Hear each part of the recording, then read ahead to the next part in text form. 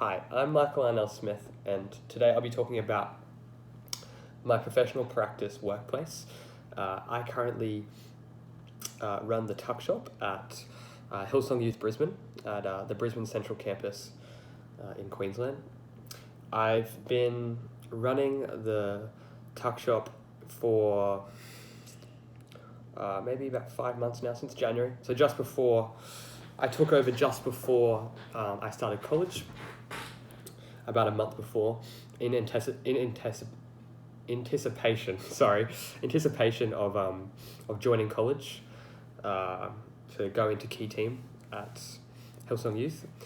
So it's been a blessing so far. It's been really enjoyable, stepping up into the role of key team, and all the extra responsibility and weight that brings upon you. So for us, we do Monday night meetings at 6 p.m. So they go for about half an hour, where we just work through. So every single person who's in key team for youth will join into that Zoom, and we will, our youth pastor will share, and my oversight, Pastor Noah Tuatakau, will share like a quick thought or a vision that he's thinking for the week ahead and for the youth night that we're going to have.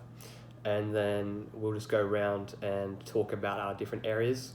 So that's been really good to go to those meetings and see how the entire youth ministry, not just my area that I run, but all the areas of the youth ministry, how they run too, and what the other people running the different areas, how they operate, and how they function, and what their methods and strategies are to put on a good youth night. So it's been interesting, and I've learnt a lot, and I think those meetings are really beneficial towards my personal professional practice area of Tuckshop, because it helps you to see the overall vision of the youth ministry and what we're actually trying to achieve within the different areas, and then it helps you to work around what they're doing to mold it all together for what I'm going to do for the night, just so everything's more cohesive at youth. So it's quite beneficial and quite good. And overall, for my practicum with the Tuckshop, it was a little bit tricky at the start, because when I took over, it was a little bit more disorganized and not quite as up to the standard that I wanted it to be at by the end of this year, and the standard that I actually just wanted to run at even now. It took a little bit of work to get through that and move through some of those initial problems that we had.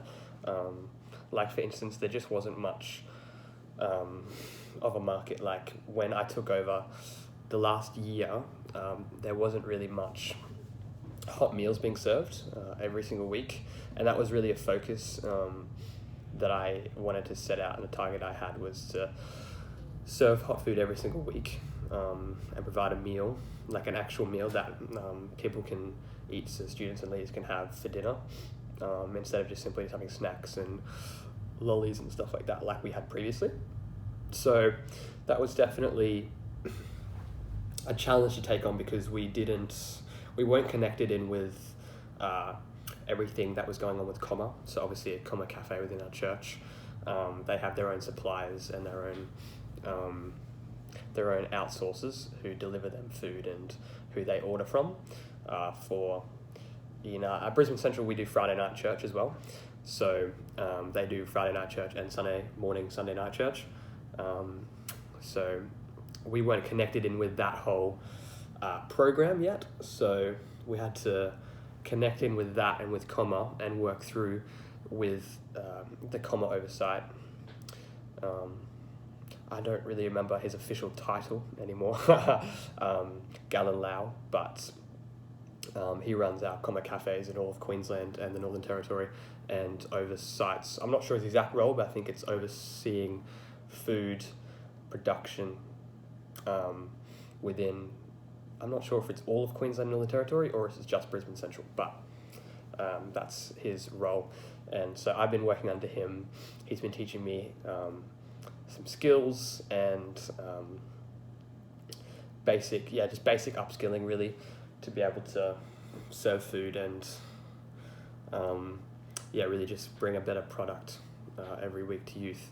So yeah, that's been beneficial, and he's been quite helpful in plugging us into those supplies and getting us used to the routine of those things and how to run all those things and actually how to do order forms, all those sort of things. Which is definitely also in doing that, using supplies instead of simply like using, grocery stores like Coles and Woolworths. That's definitely helped our budget as well, because when you buy things in larger quantities, it's cheaper. So that's definitely contributed and helped. But that does require, on the other hand, that we use monthly planners. So you have to plan out once a month what you're going to do for the next 4 weeks. So for the next 4 Fridays, you have to plan out the different foods that you're going to do for that month, so that you can order it in bulk a month early. Well, not a month early, but yeah, they know your order a month early because that's what they require to get it in. So yeah, like just little challenges like that we had to work through at the start to be able to actually function properly and get hot meals underway every single week. So yeah, that's been beneficial, and we've gotten through that, which is great. Otherwise, overall, within the professional practice and the whole workplace, so the entirety of the youth ministry, like I was talking about earlier with our Monday night meetings, in doing this specific area of Tuckshop has definitely helped me see the overall vision of the youth ministry. So for me, simply last year, before I took over Tuckshop and I started college, I was just an RDG leader. So I just ran a connect group for the Year 8 boys at youth, so I wasn't involved in any other teams. So I wasn't really sure of how the background of the youth ministry actually worked and how everything functioned behind the scenes a little bit more. So it's been great to be able to understand that more and get more in-depth knowledge in that, I would say. Which I've also gotten through the fortnightly meetings I have with Noah, the youth pastor, talking about practicum and all things youth going on, and how we can integrate Tuckshop better into youth. So yeah, all those things within my professional practice have definitely helped not only me personally grow and be a better, have a greater capacity, I'd say have a greater capacity for the youth ministry, but also has, in doing this professional practice and actually doing it through college, has definitely helped, it's definitely helped the Tuckshop as a whole be more connected into the youth ministry, because I've been allowed to have those meetings with Noah and attend the key team meetings, all those kinds of things, which have definitely helped. So there's many different areas that my professional practice, has contributed to the growth of Tuckshop and the growth of me personally. So but going to some of the issues that we've had, so definitely monetarily we struggled a little bit with, as the budget of a youth ministry is obviously quite low, because there's not much money coming in, and you have to pretty much self-fund most activities within it. So which is quite important, because Tuckshop is one of the youth ministry's main bits of financially supporting itself. We actually receive, other than tithes and offerings, every Friday night. It's the main financial income we actually get as a youth ministry. So it's been quite important, and there's quite a weight on that to actually deliver profits so that we can buy things and have a budget for weekly and special events that we want to do every now and then for youth nights. So that's definitely important, and Tuckshop plays an important role as it funds all the other areas, like I said. So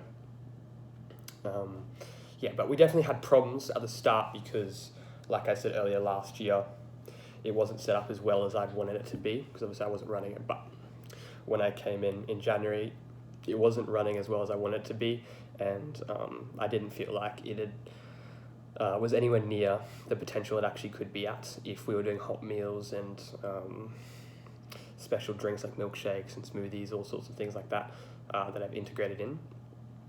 I felt like the profit ceiling was definitely a lot higher, and we could definitely make a lot more money, which was obviously just an absolute bonus. And yeah, of course you want that. So yeah, we had some issues with that in terms of we were mainly just selling snacks and drinks, like soft drinks, not really hot meals. And if it was hot meals, it was occasionally like we'd do like traveller pies, sausage rolls, occasionally hot dogs, but that was about it.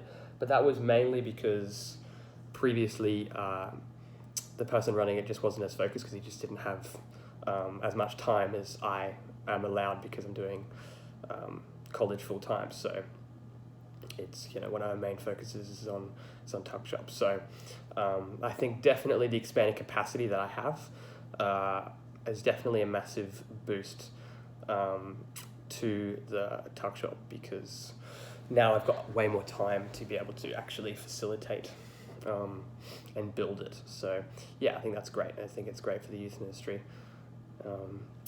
Yeah, so so there's some of the issues that we had, was mainly just really integrating it. And then it was also, we had to get students and leaders, mainly students of course, to actually just know and be aware that we were actually going to do hot meals, because previously they just weren't aware of it, because obviously we weren't doing it consistently, so they just weren't aware of it and they weren't expecting it. So for them, they just wouldn't come with enough money, or they wouldn't bring any money, because all they would eat before they got there, all those kinds of things, when there's great food options available and it's relatively pretty cheap. I normally try to keep it under like $3.50 for a meal, so it's definitely accessible and available to them. But it was just really getting them to shift mentally to actually know there would be food available, so they wouldn't have to go somewhere else before they came to youth. So that's definitely some of the main challenges we faced, but we overcame that through just the fact that we were consistently there every single week with new food options. They kind of got the gist a little bit, and then also through our social media as well. We started posting like stories and do posts with what we were serving that week. So like for example, last week we did ham and cheese croissants, like toasted ham and cheese croissants. So we posted like in our slides that we do for our social media, one of them was ham and cheese croissants with the price, you know, just so they're aware of those kinds of things. So really simple stuff like that definitely helps 100% in creating the culture that we've got food available, so they don't have to outsource it from somewhere else. So yeah, overall it's been good. I'm looking forward to continuing to grow it and overcome some of the challenges that we have been facing, like I talked about in my report also, which I can quickly go over, relating to hang time and Tuckshop not being integrated well enough together, and with Tuckshop's new location, which I go more in depth in the report of course, just not really working with hang time, and really just needed to jig and tweak with it a little bit with hang time, so that it can be better integrated, so we can get more customers and more foot traffic into Tuckshop, so we can have more consistent sales. So that's one of the main issues we've been facing. But luckily with those meetings, as I talk about on Monday, there's definitely things that you can bring up, and the fortnightly meetings with with Noah, the youth pastor. Definitely contribute to those things. But overall, practicum's been great. Professional practice. I did 1 unit of college last year, and I always just get it mixed up. But yeah, it's been great, and really looking forward to growing the Tuckshop and growing the youth ministry, and just learning more for the years to come. So exciting stuff. Anyway, I've been Michael, and thank you.